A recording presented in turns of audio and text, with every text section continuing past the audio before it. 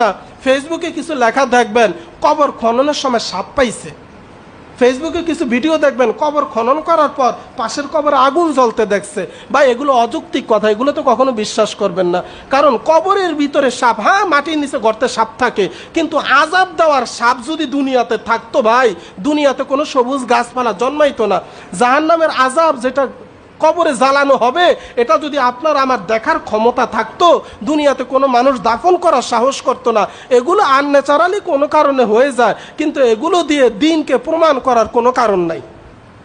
কিছু মূর্খ মানুষকে দেখবেন ঘরের ভিতরে আগুন লাগিয়ে সব পুড়িয়া গেছে, কারণ কোনো কিতাব যদি এভাবে আটকানো থাকে সাইড দিয়া পড়ে ভিতরটা পড়বে না, এটাই স্বাভাবিক, যদি বেশি দাউ দাউ করে আগুন না হয়। এটাকে বাইর করে ছবি একটা তুললে আল্লাহু আকবার, আগুনে সব পুড়ে গেছে, আল্লাহর কোরআন পড়ে নেই।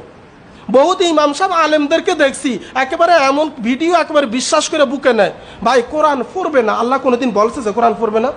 বরং ফিকাহ শাস্ত্রের সমাধান আমি ইমাম সাহেবকে বলি, এবং এটা আমিও পক্ষে, মসজিদে যদি সিরা কোরআন শরীফ থাকে পবিত্র জায়গায় নিয়ে আগুন দিয়ে পুড়িয়ে লাগবেন, এটা ফিকাহ শাস্ত্রের সমাধান।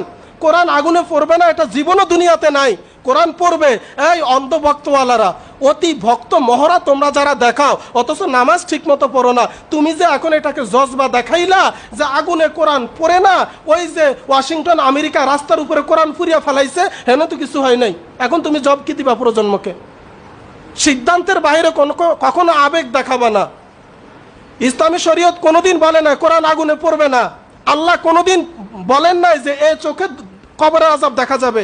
আল্লাহ কোনোদিন বলেন নাই কবর আযাবের সাপ কোনোদিন তুমি দেখতে পাবা। হ্যাঁ, দুনিয়ার একটা সাপ গর্তে থাকতে পারে, কবর খননের সময় হয়তো বা দেখা গেছে, কিন্তু এগুলি আখিরাতের আযাব না। মালিকি ইয়াউমিদ্দিন, বিচারের দিবস হচ্ছে মৃত্যুর পরে, এটা এখানে নয়। তো আমার ভাইদেরকে বলবো, সবই যদি যুক্তিতে আসে তাহলে আল্লাযীনা মিনুনা বিল গায়ব না দেখে বিশ্বাস করা